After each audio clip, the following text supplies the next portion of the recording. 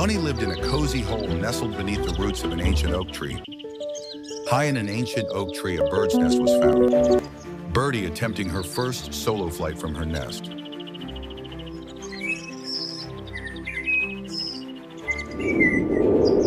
A gust of wind caught her small body, sending her tumbling down. Birdie falls from her nest, injuring her wing.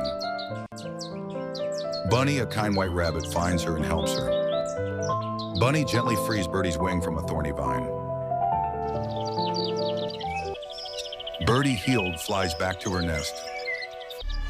Years later, a storm floods Bunny's burrow, stranding him.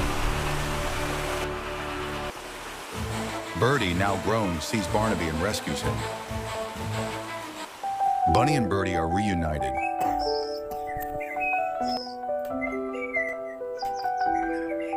Their friendship strengthened.